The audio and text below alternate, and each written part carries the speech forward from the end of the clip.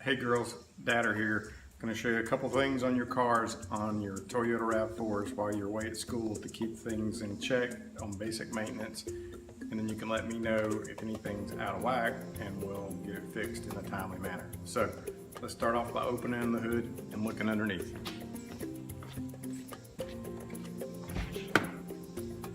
Your hood release, you should know where it is. It's over on the far left here, and it has a little symbol on it that looks like a hood, and just pull up. Malin, yours gets stuck.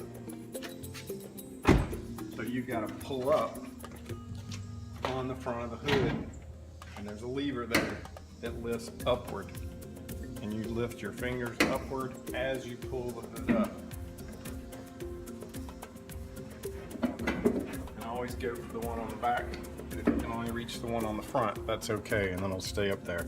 Just remember, if you've been driving, it's hot. Be careful with, mainly right here, your exhaust manifold is going to be really hot, as well as don't open this fast if the engine's hot. You can open it slow if you need to, because you need to add fluid.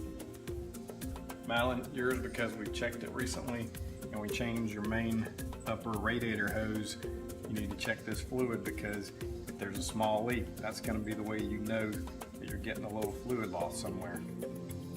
It says on the indicator, full, low. You just gotta look close. We've got universal fluid in there, and you got extra, so that can top it off. Just be careful, you don't wanna get it on your hands without washing it off quickly, and of course, pets like to drink it because it's sweet. So, just to make sure if that's full, you know you're in good shape, we don't have any leaks. Check that periodically, because both your cars are getting low. Oil, y'all should know how to check your oil, but just to make sure, yellow is your oil. Wipe it off.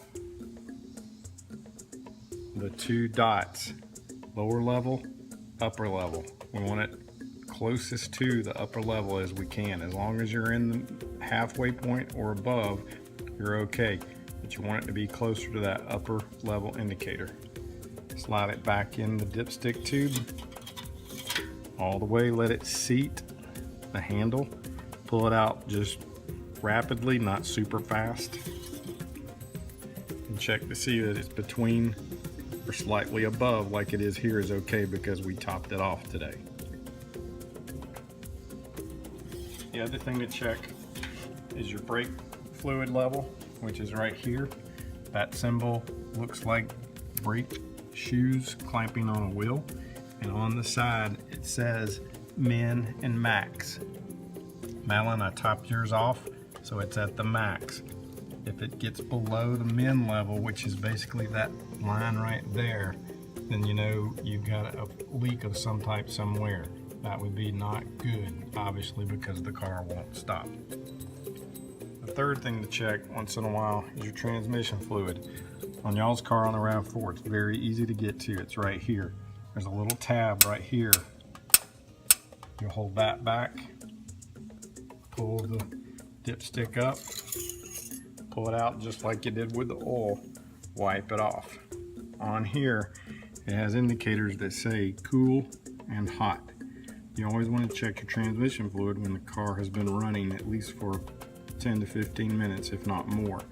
You can come off the road and it be hot and check it, and it's even better.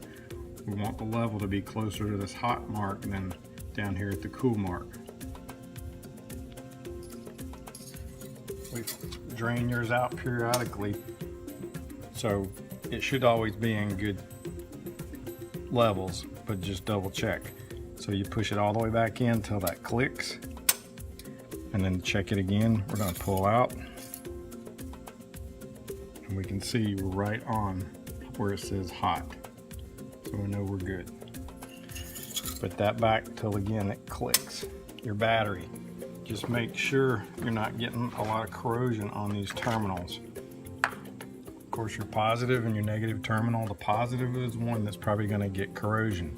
Once in a while it will do that, and that's okay, but if it gets a lot of white or kind of aqua blue colored crystals and foamy looking crystals on top of that terminal, we need to clean it off and see what's going on, because that can get a crack or there can be leaks on top of the battery. The negative side shouldn't really do it, so just check for this one over here. Usually I keep these topped off with your fluid level and your batteries, but that's just something we want to check periodically. And to get to that, you take a screwdriver,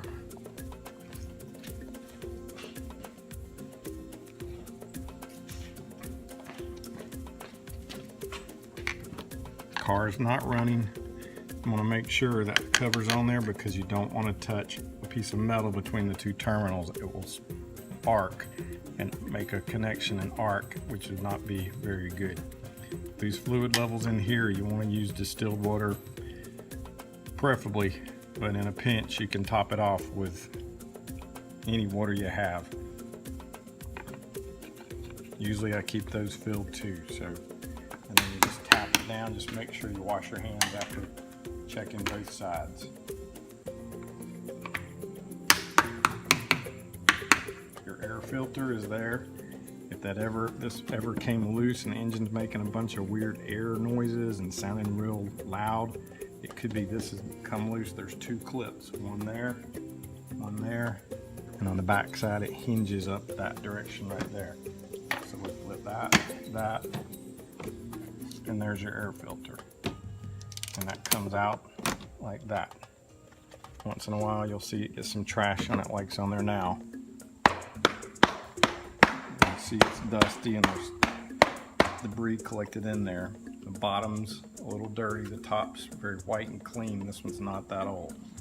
And it goes back in there only one way.